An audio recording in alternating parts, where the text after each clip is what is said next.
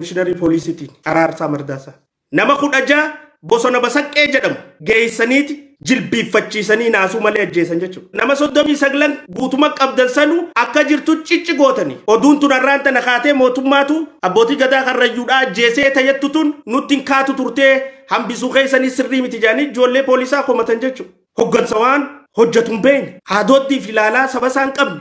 Tun qoftiin gahaadha. Hoggansa mataarra jiru itti gaafatamaa taasisuuf. Reefka sanii wajjin ammaas guyyaa 4 bulchan jechuudha. Hanga reefki xiraawee ajaa'ee tortorutti guyyaa 4 poolisni waraanni dirqamatti kanname raawwata. Yoo ijoolleen amma na eeydu ajajamtee hangaasaa kuchiisaa jaaniin hammeenya ijoolleetii miti ijoolleen ajaja raawwatti.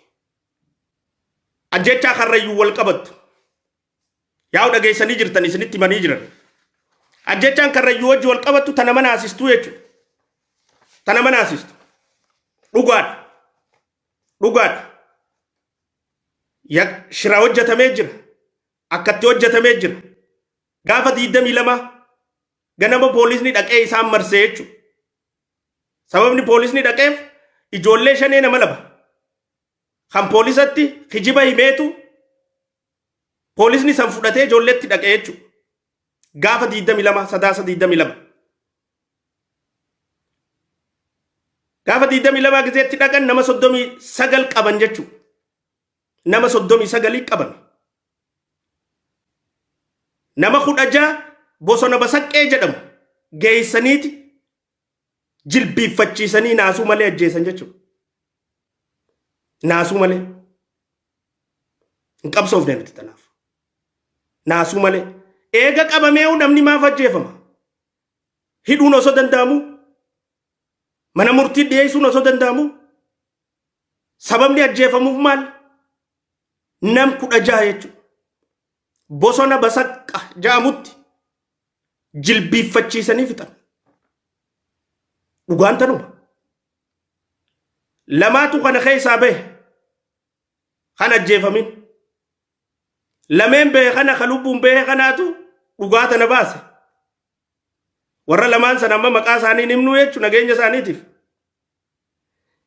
Osoo maal jaa jechuun abbaan silaa waan kana gaggeesse.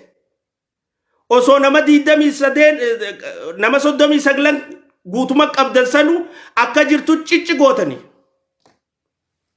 Osoo akkas gootanii bakka takka fixxanii. Oduun tun har'aan tana kaatee mootummaatu abbootii gadaa karrayyuudhaa ajjeesee tayyattu tun nutti hin kaatu turtee hambisuu keessanii sirrii miti jedhanii ijoollee poolisaa komatan jechuudha. Shaneedha jedhanii akkas godhan. Jarri shanee miti immoo. Uummata Oromooti. Karrayyuun nan laallattu.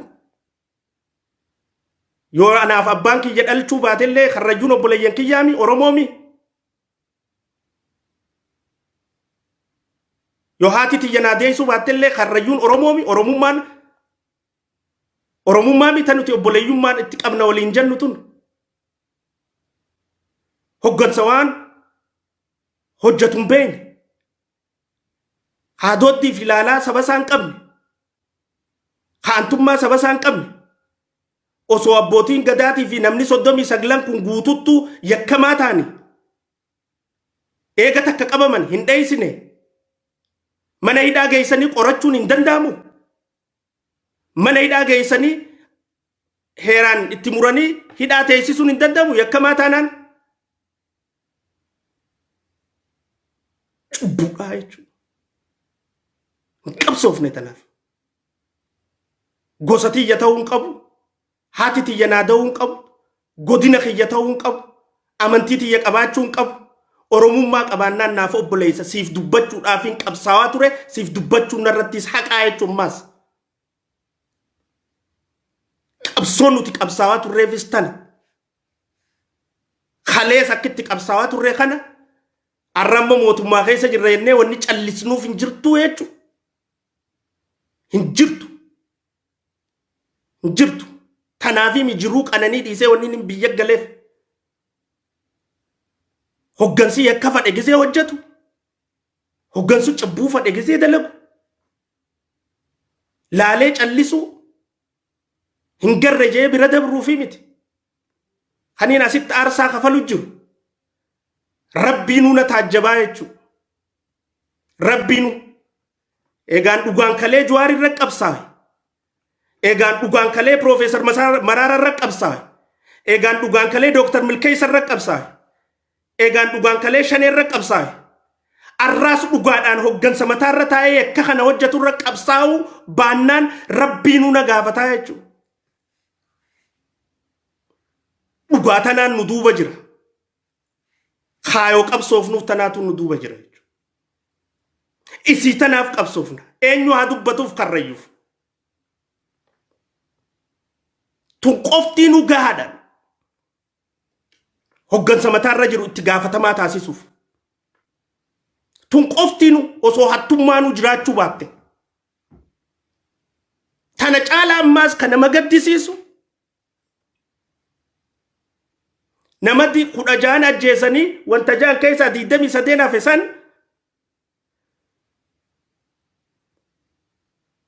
keessaa tokko osoo tumaniiti ajjeesan.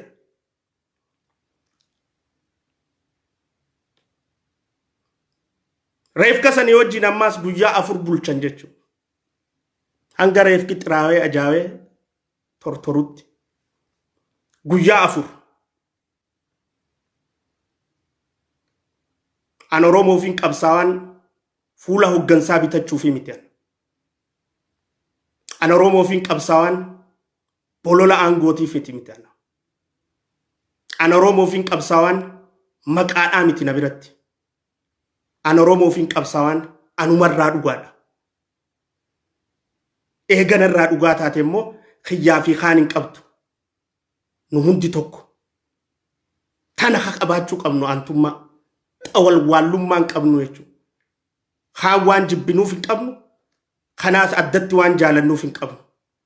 Daandiin ida'amu daandii keenya paartiin badhaadhinaa paartii keenya keessa taa'ee daandii keenya keessa taa'ee hayakka ummata keenya irra danda'u hojjetu jaala kiyya na kabaja na jaalata harkanarra kaayyata waliif bilbilla waliif lafaa ol kaana waan teekstii waliif goona wal dubbisna jabaadhu naanja waan hin fadheerraa hin harkadha je'ee yakka ati hojjetu sirraan dhiisuu jechuudha.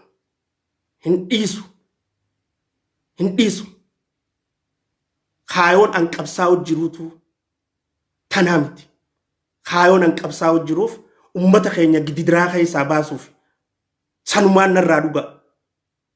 Sanumaan ammaas taniin godhu jiru jechuudha. Malee paartii takka keessa waliin jirra hojmaata paartiiti maarree paartiiti intala gos keessa yallamee aysaram bacirrash kun hundi kataa'u jiru komishinari poolisiitiin Araarsaa Mardaasaa Oromoon araraafamuun qabdu rakkachuun qabdu. Poolisoonni keenya bakka hunda jirtan gootummaa keessan ni beeyna. Aantummaa isin qabdan ni beeyna. Jaalala isin ummataa qabdan ni beeyna. Tun badii teessanii miti. Badii hoggansaati. Waraanni ajajaan hogganama. Waraanni eemaraan deema. Akkatti inni leenji'ee tukkasi. Tun poolisoota dhimma kana raawwatee hin laallattu. Poolisni waraanni dirqamatti kanname raawwata. Dirqamatti kanname. Qulqulluudha poolisni naannoo Oromiyaa miseensonni hoggantoonni godinoota hoggantoonni aanaa kan magaalota keessa jiran aantummaa sabaa qabdan paartii badhaadhinaa ni jaalattan. Dhugaadhaaf qabsooftan ni beeyna isin wajji hojjechaa turre. Teessanii miti badiin hoggansa abbaa ajaja kanne. Waraanni ajajaan deema. Yoo waraanni tokko ajajamee yoo ijoolleen ammana eeydu ajajamtee hangaasaa kuchiisaa jaaniin hammeenya ijoolleeti miti ijoolleen ajaja raawwatti. Tanuma dhugaan jirtu. Akkatti leenji'anii tukkasi. So jaalala ummataa qabaachuu baadhee taammana eeguu jirtu ijoolleen poolisa. dubbii tana fittiin dubbadhu jechuu sila. I'm ready. Sodaa namaan qabu jaalala ummata kiyyaa malee. Haqaafiin qabsaa'u jiraas.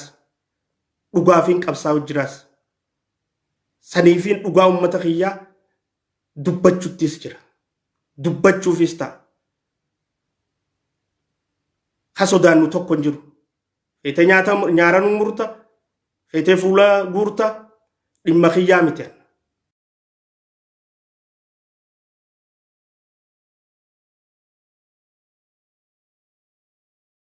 አሸባሪው ፋኖናም የአማራ ክልል ታጣቂዎች በአዲስ መልክ በወሎ ኦሮሞዎች ላይ በከፈቱት ጥቃት እስከ አሁን ከ10 በላይ ንጹሃን ሰዎች መገደላቸውን ነዋሪዎች ገለጹ። አሸባሪው ፋኖ በዘመናዊ የጦር መሳሪያ በመታገዝ ነው ጥቃቱን የከፈተብን የሚሉት ነዋሪዎቹ ማንነት ተኮር ጥቃት ነው እየደረሰብን ያለው ሲሉም አክለዋል።